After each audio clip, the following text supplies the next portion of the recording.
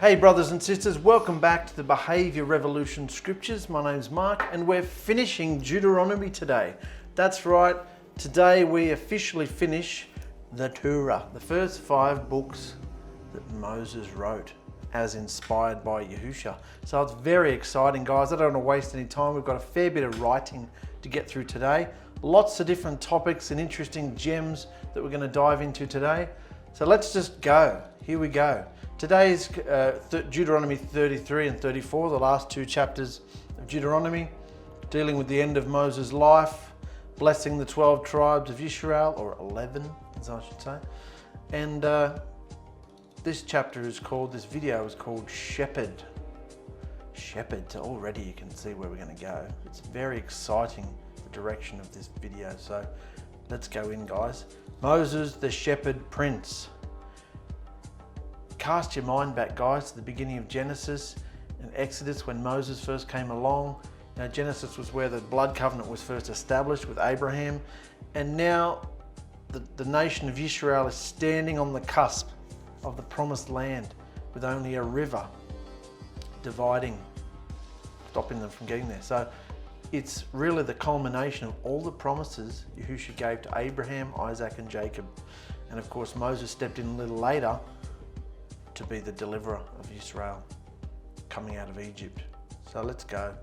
Shepherd. Later that day, after Moses taught Israel the song, Yahusha said to him, Moses, go up into the 𝗪𝗒 mountains near here in Moab, across the Jordan River valley from Jericho. So go up into the 𝗪𝗒 mountains here in Moab, across the Jordan River valley from Jericho. And when you reach the top of Mount Nebo, you will be able to see the land of Canaan, which I'm giving to Israel. Then you will die and be buried on the mountaintop, just as your brother Aaron died and was buried on Mount Hor, because both of you were disobedient to me at the Meribah spring near Kadesh in the Zin desert. I am Yahuwah your Elohim, but there, in front of the Israelites, you did not set me apart and treat me with the honor and respect I deserve. So I will give the land to the people of Israel, but you, Moses, will only get to see it from a distance. So Moses was indeed a prophet, and before he died, he blessed the tribes of Israel. This farewell address Moses is about to speak looks very much like the great patriarch Jacob's deathbed blessing upon his 12 sons in Genesis. And like Jacob's blessing, Moses' blessing takes on a number of forms. Some of the blessings resemble an establishing of the firstborn as the new national authority. Other blessings are hope for a pleasant future. Most often these blessings are descriptions of the nature and character of the various tribes as they would be in their assigned territories of Canaan. And some were petitions to Yahusha for their tribal destinies to be supernaturally ensured and protected. Another thing you'll notice as we start going through these blessings is that they're not in age order. Scholars have argued for a long time why the order that they're listed, but it seems the most straightforward thing. If you're standing Mount Nebo or where they are, looking out towards the land of Canaan and the territories, and if you were to look on a map, the way they're laid out, that's the way Moses speaks to them, as though he's looking, saying, well, next one from where the eye can see. The order of the tribes as presented here has to do with geography and with the boundary lines assigned to each tribal region as seen from where Israel is currently standing, not in order of birth. So Moses said, Yahuwah came from Mount Sinai, and from Edom he gave light to his people, and his esteem was shining from Mount Paran. This description encompasses most of the geographical span of Israel's adventures. If you look at all those places on the map, it kind of encompasses all the Sinai region, both sides, and Mount Sinai itself, Edom, Mount Paran. It's sort of encompassing all the journey they've been on. So, and Yahuwah was in the whole lot. Thousands of his warriors were with him, and fire was at his right hand. Yahuwah loves the tribes of Israel, and he protects his people. They listen to his words and bow down at his feet. I called a meeting of the tribes of Yisrael and gave you Yahuwah's divine laws. Then you and your leaders made Yahuwah your king. So here we go. Reuben, you will live even though your tribe will always be small. As we follow the fortunes of the tribe of Reuben into the future, we'll find that indeed it would survive as a separate tribe well into the time of the judges, and it is also mentioned in the earliest era of the kings. But Reuben becomes almost an afterthought thereafter. Reuben became insignificant as a tribal entity, meaning that its population diminished greatly and thus lost any meaningful political power. So the prophecy was true in this case. You will live, but your tribe will always be small. Judah. And remember, we're not going in age order. Judah. Yahuwah will listen to you as you beg to come safely home. Interesting. You fought your enemies alone. Now Yahuwah will help you. Judah, the ruling tribe out of which the Messiah would come, is given a blessing that seems to foresee a time of war and the need for Yahusha to hear Yehuda, aid in its battles, and then bring the soldiers back home to their families. The word used to describe the way in which Judah communicates with Yahusha and in which Yahusha hears Judah is a familiar word, a familiar one to us, Shema. Shema means to listen and obey. Listen, or listen and take action. Up to this point, though, in the scripture, the plea has been for Yisrael to Shema, to listen and obey Yahusha. Now the request is that Yahusha would Shema, to listen and act on Judah's behalf when they call on him for help. So you remember on Jacob's deathbed, I should say, the firstborn blessing and birthright that should have gone to Reuben was split. Jacob did something really unconventional. He split. Not only did he adopt two of Joseph's boys, he split his inheritance. So the birthright went to Judah, and the blessing went to Joseph, or more specifically, Ephraim. So interesting, isn't it? So the royal tribe, the royal leadership of the tribe's leader went through Judah, and that's the tribe that Messiah was born from. The scepter shall not leave the tribe of Judah. Yeah? So, and of course Ephraim became the largest tribe there was. Levi, Yahuwah tested you at Massa and the Meribah spring. You were trustworthy and obedient. So the priesthood belongs to the Levi tribe. And that's what the stick, Aaron's stick, budding, is in the ark of the blood covenant for, to prove that this was Aaron's stick. So that's the tribe that was chosen to be the priesthood. So you were trustworthy and obedient, so the priesthood belongs to you. Protecting Yisrael's blood covenant with Yahuwah was more important to you than the life of your father or mother, brothers or sisters, or your own children. You teach Yahuwah's divine laws to Yisrael, and at the tabernacle you offer sacrifices and burnt incense. I ask that Yahuwah bless everything you do and make you strong enough to crush your enemies. So the idea is that while Yisrael went through the ordeal at Massa, it was actually the Levites who were being measured and tested. Even though all Yisrael went through the test at Massa, it was actually the Levites who were being measured and tested by Yahusha to see if they were the right choice to be his personal priests.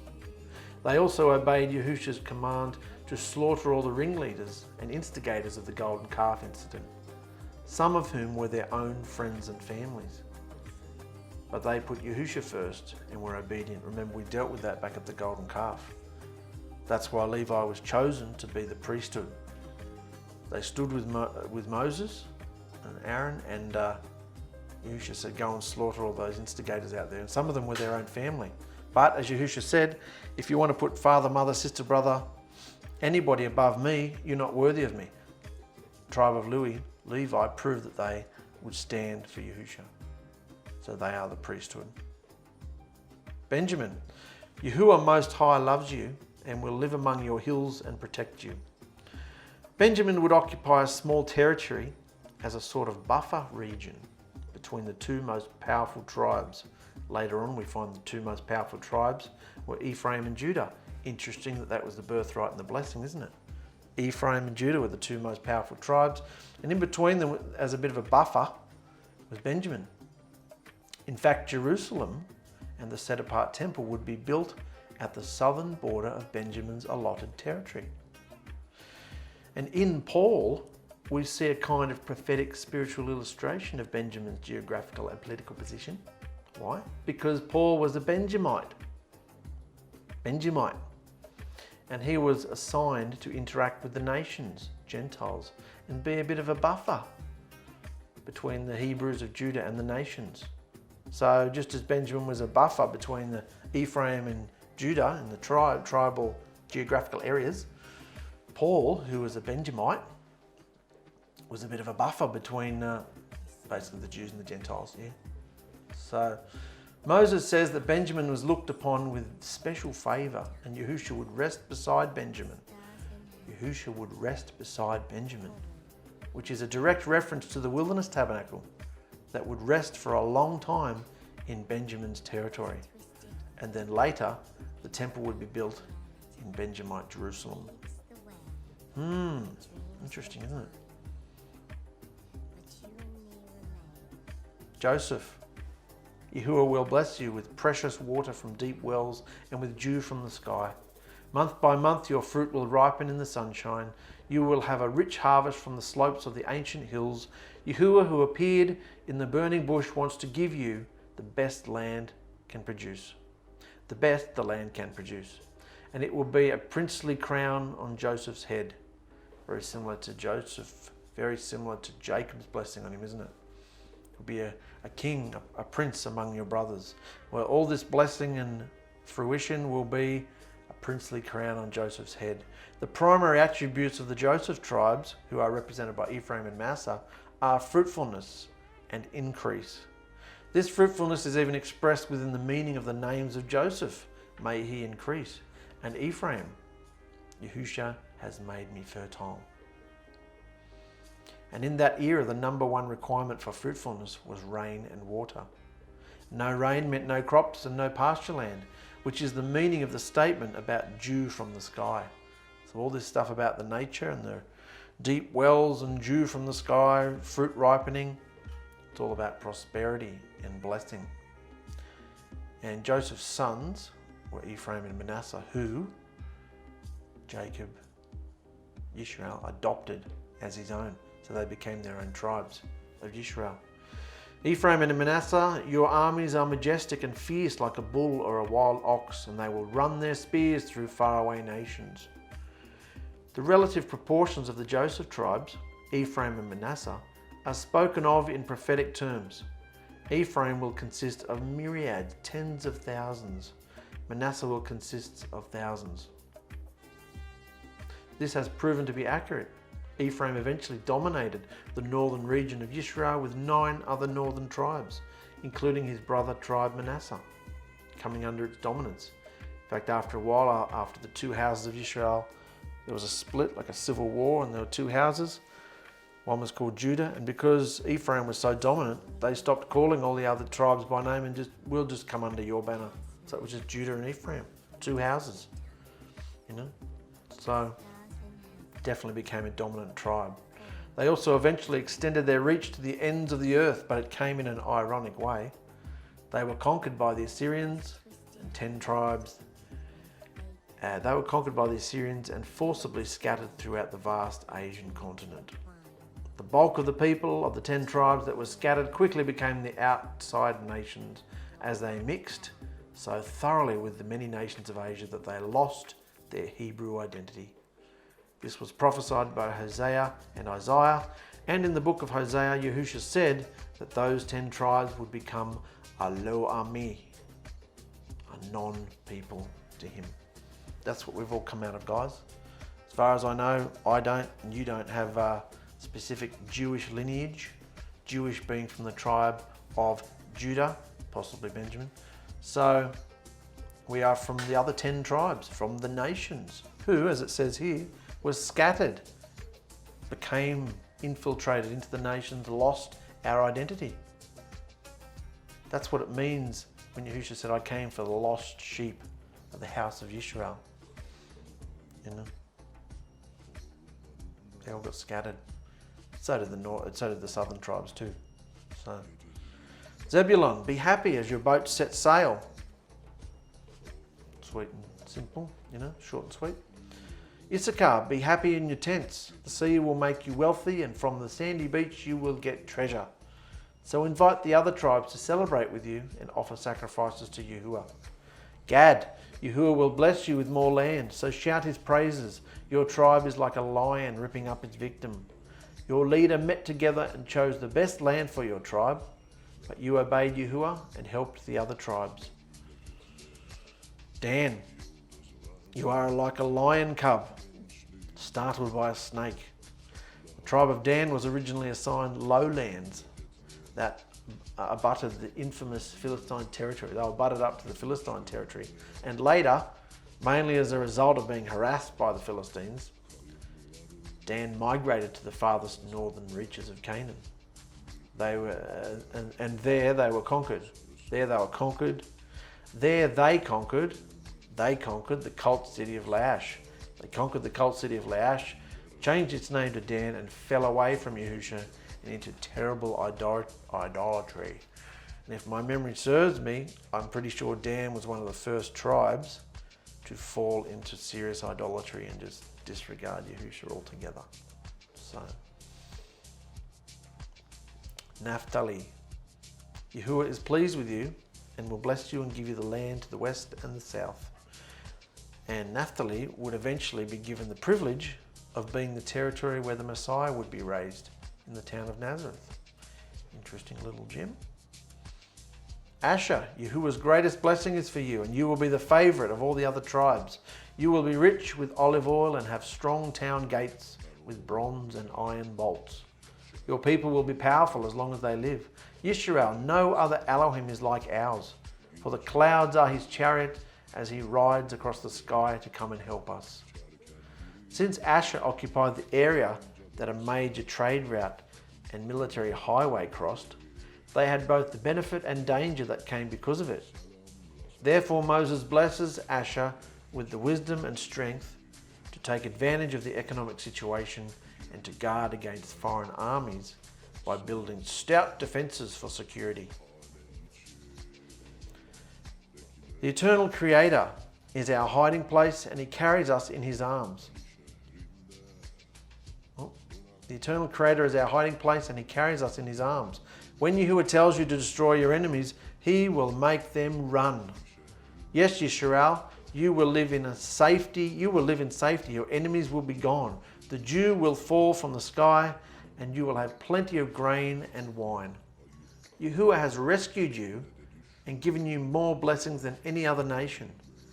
He protects you like a shield, and he is your majestic sword. Your enemies will bow in fear, and you will trample on their backs.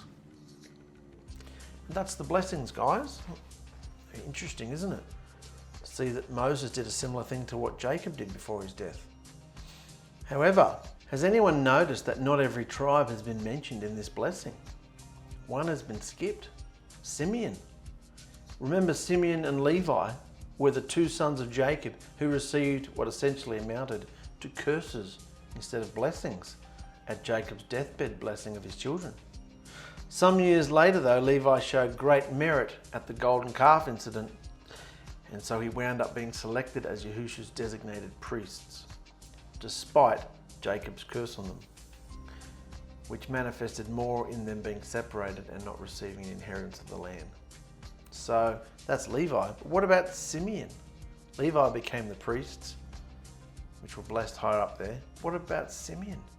Simeon was cursed along with Levi because together the two conspired to abuse the set-apart blood covenant sign of circumcision and attack the helpless residents of Shechem in ages past for family revenge. Remember that story? Dinah, the revenge, the bloodbath on Shechem in revenge of Dinah. History proves that Simeon wound up as a very small, non-influential tribe and found itself completely surrounded by Judah's territory. So it was pretty well doomed from the get-go. Not terribly long after the tribes of Yisrael settled in Canaan, the tribe of Simeon was absorbed by Judah, and they vanished as a separate tribe and separate self-governing tribe. So they sort of got absorbed into Judah's tribe. However, as was usual for tribal societies, the memory of the family of Simeon continued on. And so many Hebrews identified themselves as having that tribal heritage, even though it no longer functioned as a tribe, but the family still held on to their heritage. How? Let's have a look. This was fascinating, guys. The Simeon-Judas connection. Who was Judas Iscariot?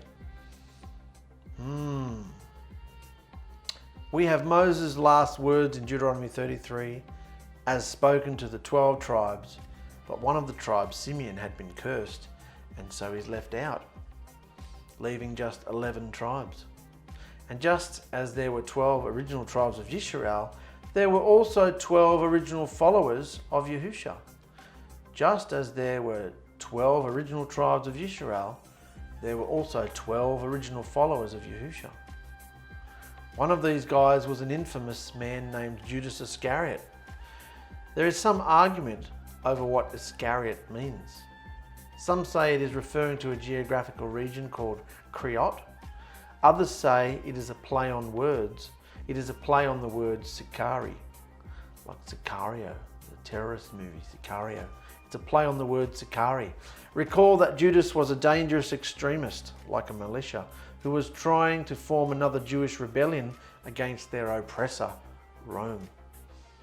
Judas's actions show just how radical he was in turning Yahusha over to the authorities when he decided that Yahusha was not going to be the deliverer of Yisrael that Judas had hoped for.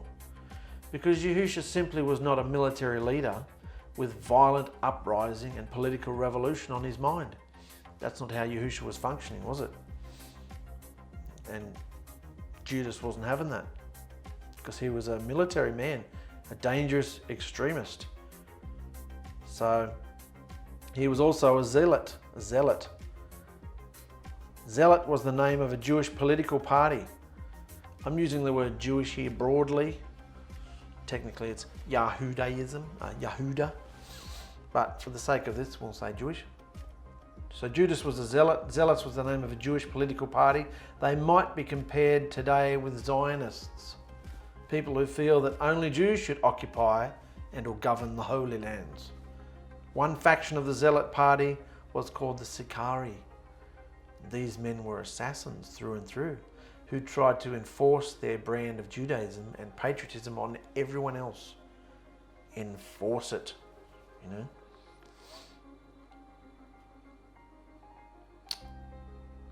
Brand of Judaism and patriotism on everyone else by intimidation. So Iscariot indeed seems to be a wordplay of the term Sicarii. And Judas was likely known as a Sicarii radical because it simply fits the circumstance like a glove when you look at how he behaved and what he did. It seems to fit the situation, doesn't it? When you see this background about him. But where did Judas come from? And who was his family? The other followers of Yahusha were Galileans, but not much is known about Judas. Yet we do find a very tantalizing piece of information in John 13. Yahusha answered, "It's the one to whom I give this piece of bread after I dip it in the dish." So he dipped the piece of bread and gave it to Yehuda ben Shimon, which is Judas, son of Simeon, from Ks'hyot. Interesting. What makes this tantalizing is that here we find that Judas is called the son of Simon, originally Shimeon. Here's the thing. Simon, Shimon, Shimeon, as in the tribe of Simeon, they're all the same Hebrew name, just transliterated into variant English spellings. It was the norm in the scripture era to identify a person by his tribe. So a Hebrew with the family name of Simon would usually be expected to be attached by heritage to the tribe of Shimon or Simeon. You wouldn't, for example, name a person Levi if they were from the tribe of Ephraim, etc., etc. So almost certainly Judas was from the tribe of Simeon. Interesting. Almost certainly Judas was from the tribe of Simeon. Long ago, absorbed into the Judah tribe, but still remembering its family heritage by retaining the family name Simeon. Does that make sense? Okay, so with that background, watch this. Moses was giving his final words to the 12 tribes only hours before his death, and in his final words, words that amount to a series of individual prophetic blessings over the tribes, in his final words, Moses mysteriously leaves out Simeon, who had been given a cursed prophetic future by Jacob. So, just like Moses did that, so the blessing of Moses was only upon 11 of the tribes.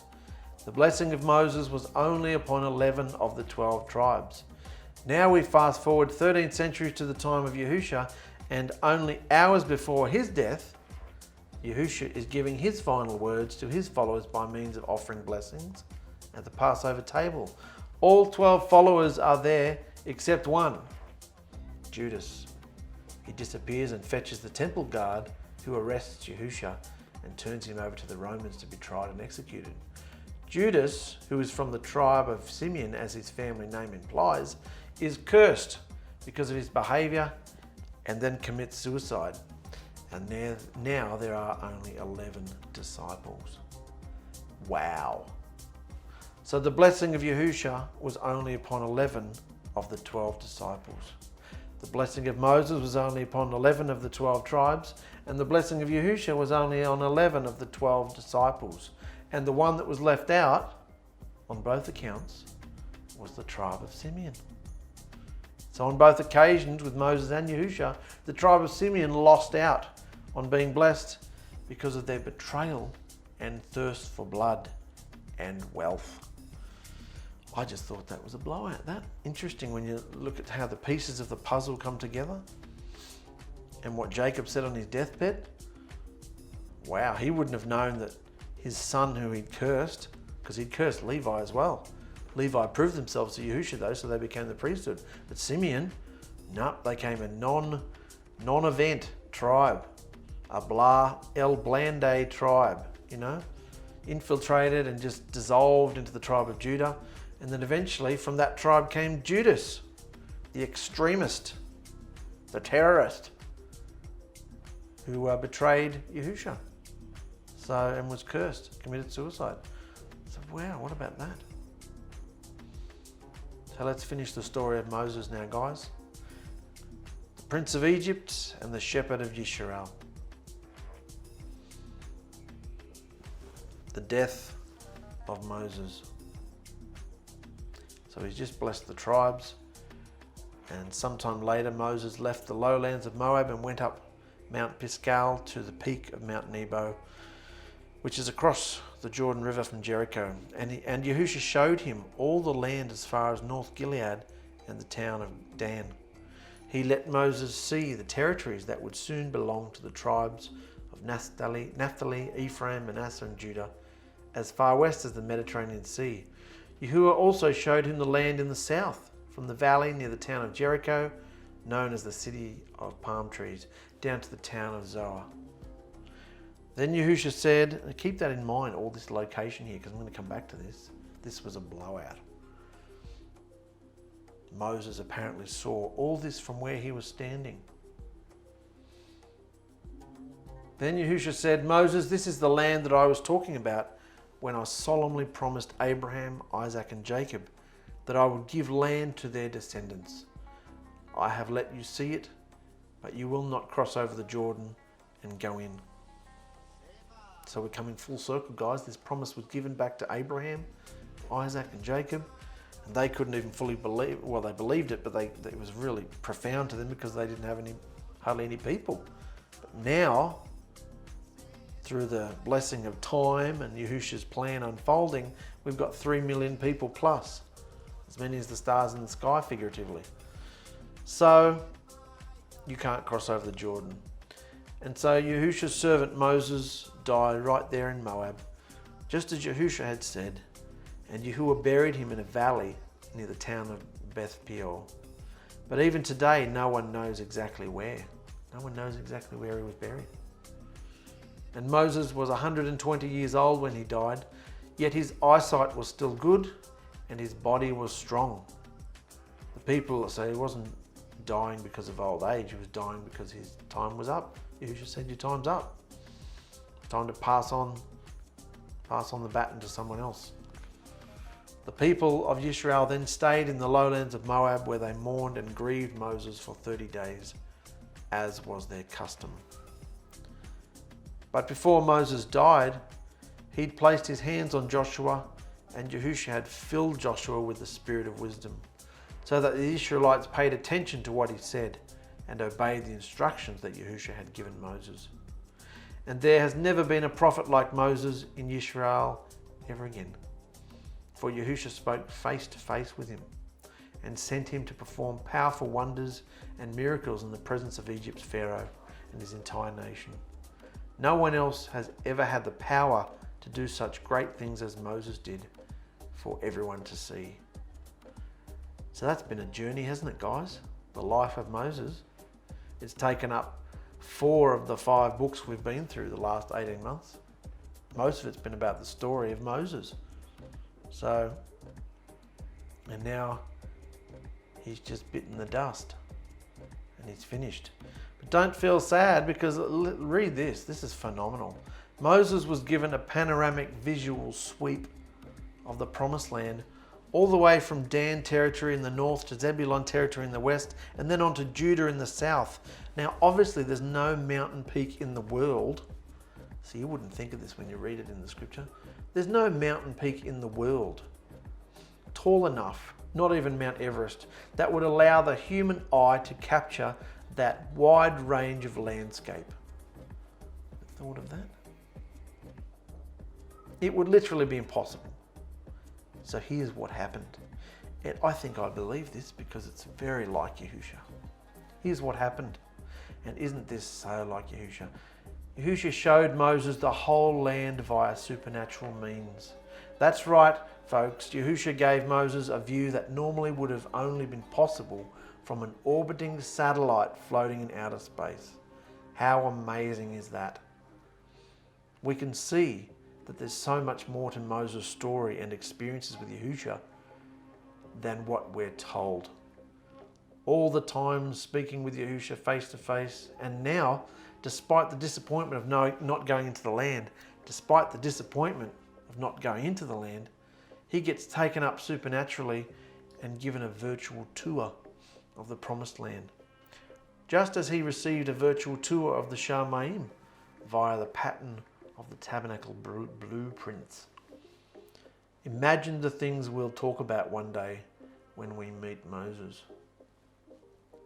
So a lot of people just jump on the negative. They think, oh, he did all this stuff and he couldn't go into the promised land. What a slap in the face was that. That's a bit harsh from Yahusha, isn't it? Da, da, da. But when you think about it, it's actually, if you've led people before and you're relieved of duty, and he's having a rest. Even if he was allowed to live and cross over and yet not be the leader, he wouldn't have been left alone. The younger generation couldn't have moved on in the plan of Yahusha with Moses still alive, because he was so looked up and respected, venerated, that nobody would be able to fill those shoes, not while he was alive, So, and they couldn't when he was dead either. But the point is, it was time for him to have a rest and die. But the point is, it wasn't negative. I think he would have been happy. And now look what happens. Yahusha takes him under his wing and just either opens a portal, supernaturally lets him fly over the land to see it, or just gives him a visual sweep in his mind in a vision. However he does it, supernaturally, Yahusha shows Moses the promised land, the reward of all the hard work he's done. And even though he doesn't get to go into it, and he probably doesn't care at this stage in his life, because he knows what the people are like. He told them all that's going to happen, and he even said with his own mouth that they're going to fall into idolatry. So he's probably really relieved to not have to go through it. Just like Jacob said on his deathbed, I'm so happy to die to not have to put up with you two idiots. Moses is probably like, oh, I get to sit down and rest. So it wasn't negative. I think he had an amazing spiritual, intoxicating time with Yahusha up on that mountain before he died. Then we're told that Yahusha himself buried Moses. Imagine spending the very last hours of your life under the direct and loving care of the creator of the universe. But why did Yahusha bury Moses himself instead of commissioning other people to do it? So he could prevent the people from forming the shrine of Moses and falling into idol worship. Think about it. So venerated was Moses that if the people knew where he was buried, not only would they turn it into a shrine of idolatry, but the area itself would probably turn into a virtual war zone. Why? Because armies represented by the three monotheistic religions, Judaism, Christianity and Islam, would want to stake their claim over what they perceive to be a most holy place, even though Yahusha never declared it to be so. And for that same reason, it's a damn good thing no one really knows exactly where Yahusha was buried either. Because if they knew where Yahusha laid before he rose from the dead, they would turn his tomb into an idolatrous shrine that would be forever worshipped. And that's why nobody really knows where that is either. Oh, they say they do. Come and take the tour. No. So these are just two pictures I found from the end of Exodus, I think it was. And you can read them in your own time if you want. It just talks about Moses and how he was a mediator just like Yahusha. And then, of course, the most typical types and shadows, this man was the most shadow-like of what Messiah was, Yahusha was, in how he behaved, in how humble, meek, we're about to come into that, the way he shepherded the nation of Israel. The behavior of Moses is very similar to the behavior of Yahusha and all the attributes and responsibilities that he took on, you know. So the two witnesses of the blood covenant were written on stone, there and there. They were put in the ark of the blood covenant witness. So placed in the ark in the dwelling place. Are the two witnesses the eternal instructions, Moses and Elijah, or Yahusha's bride? For you to decide, it might be it's all of them. So let's go on now to make this more close to home. We're going to talk about a shepherd and the word meek. We've looked up the word meek and it means, in Hebrew it means anav, depressed or gentle in mind or circumstances, humble, lowly, poor. I found this amazing because in other places it says that Moses was the most humble man that ever lived. Meek, humble, the most down, realistic, self-examining, feeling unable to do the task, that type of person. He wasn't completely up himself and proud and arrogant. No, that's not his behavior. He was meek. What does meek mean? Depressed or gentle in mind. Gentle in mind, that's interesting. Or circumstances. Needy, humble, lowly, poor. Now the Hebrew word is ani. Depressed, mind or circumstances. Afflicted, humble, lowly, needy, poor. So this language here is inspired, the Hebrew language. So when we pull it back to English, this is what it means to be meek. It doesn't just mean to be humble. It's poor, depressed, lowly. Scripture understanding from 1 Peter 5. Peter's saying, just like you, I've witnessed the sufferings of Yahusha and share in the esteem that's coming. So I urge all you elders to shepherd the flock of Elohim, supervising not by compulsion or brute force, but voluntarily, and not out of greed to further your own success in life, but eagerly, excited. And don't be harsh taskmasters over those entrusted to you, but be good examples to the flock, so that when the chief shepherd, Yahusha, appears, you'll receive the never-fading crown of his esteem.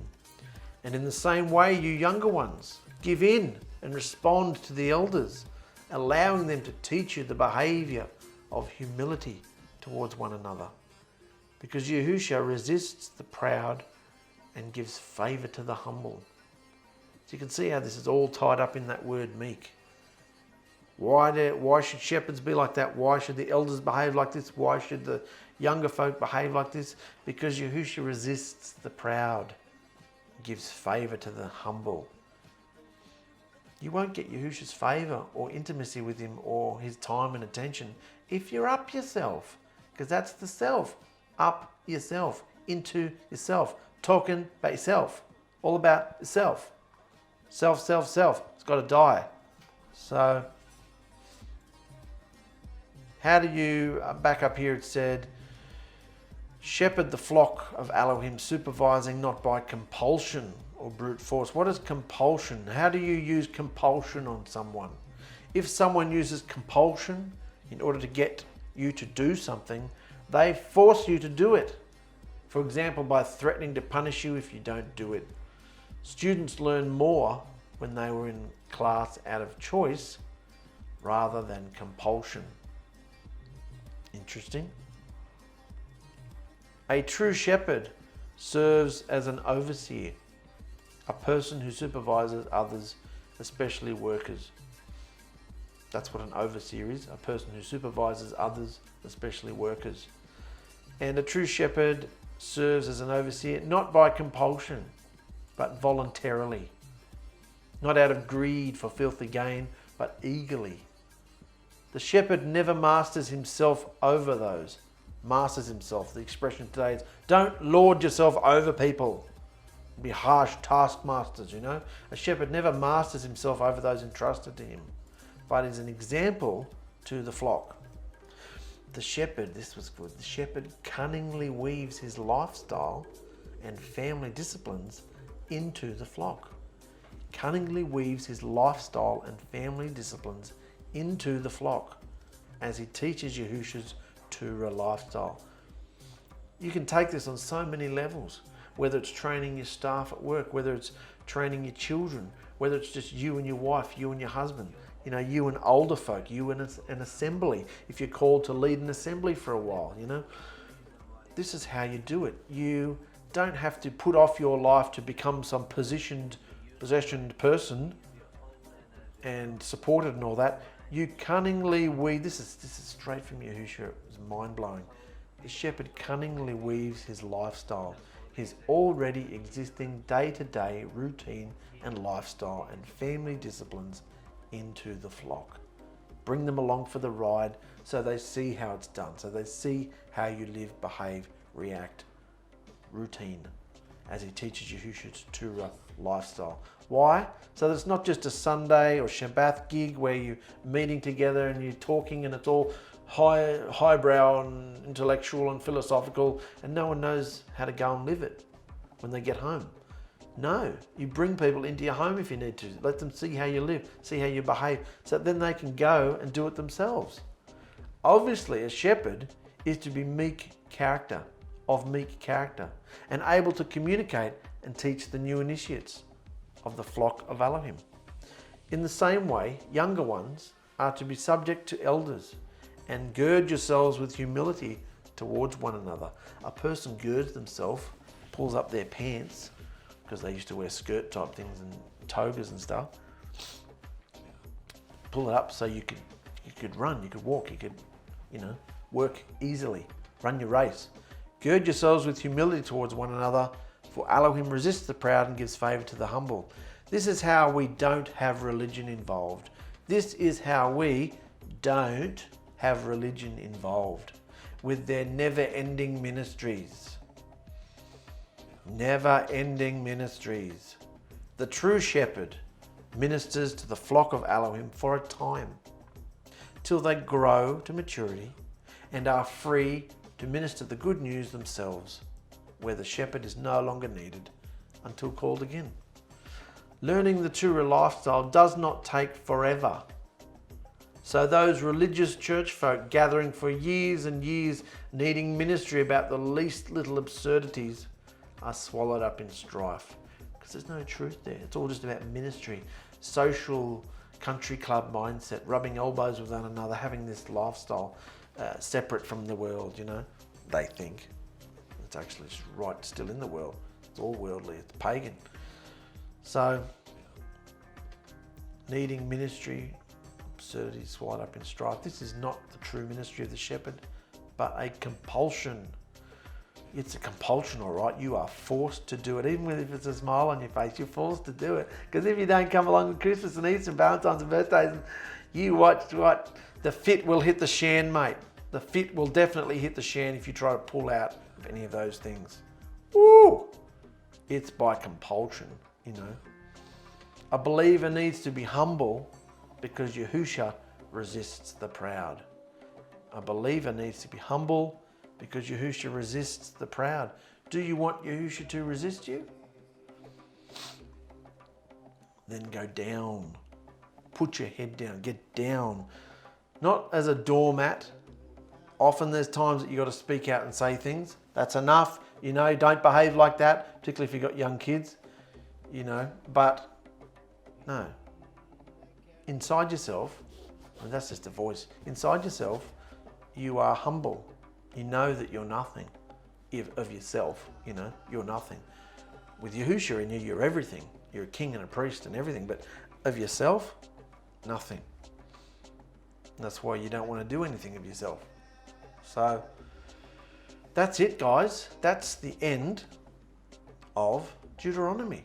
And today we've just brought the point right home, talking about how a shepherd should be and who better person to model ourselves after than Moses. And look what we've been through with him. And of course, he was just a shadow of Yahusha, who is now living inside us through the portal. So it's phenomenal where this has all gone, guys. I'm blown away day after day about the articles that are coming in that relate exactly to where we're up to in the scriptures. And no doubt it will continue. These are the first 5 books we've done, guys. So this concludes the books written by Moses, where all of Yahusha's behavioral patterns and principles of clean living and set apartness are laid out for us. I don't know if I've mentioned this on other videos, but in hairdressing, not only hairdressing, chefs, cooking, dressmaking, most successful careers involve patterns. Patterns. Dressmakers use patterns. Chefs use recipes. Hairdressers, good ones, use patterns. You've got a pattern. Distance, lengths. This bit's here's got to go with here and this bit there. This goes up, you know, you cut it, there's lengths and distances and all this, it's a pattern. So this is exciting. The first time, months ago, the word pattern came up, it really excited me because in these first 5 books are the patterns for living. And all the other books that we're going to go into in the future are behaving these patterns or disobeying these patterns, but acknowledging still the fact that the pattern is there. So this concludes the books written by Moses, where all of Yahusha's behavioral patterns and principles of clean living and set apartness are laid out for us, allowing us to not only know how we must behave if we want intimacy with Yahusha, but also to know a little bit, just a little bit, of his mind. What he feels, how he behaves, and what he loves and expects of a bride. But Yisrael was to be his bride. He married her. He didn't get to the consummation, but he married her on Sinai. So nothing introduced from here on out in the scriptures can do away or cancel out anything introduced in these books of Moses. Nothing that we're going to go into in future books as exciting, controversial, anything, this, that, or the other, nothing can do away or cancel out any of these patterns we've learned. They are indeed the foundation, the building blocks of our belief, and the standard we should be holding every outside thought and philosophy up against. Hold it up to the light. Any thought you get, hold it up to the light, to the word. And what is the word?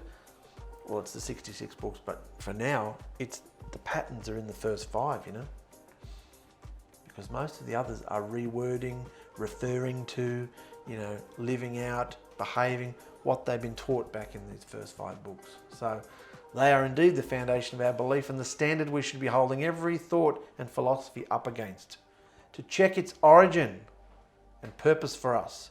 Check its, what's its? The thought. Check the thought's origin and purpose.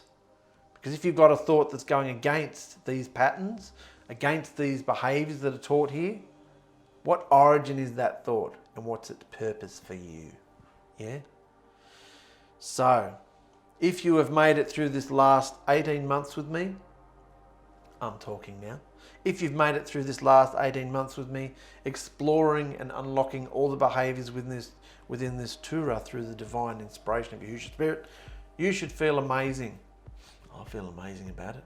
You should feel amazing because you're now way ahead of everyone else. Because everyone else generally reads just the letter, the ink on the page, the letter of the law, the mere flawed translations of men, if they even read it at all.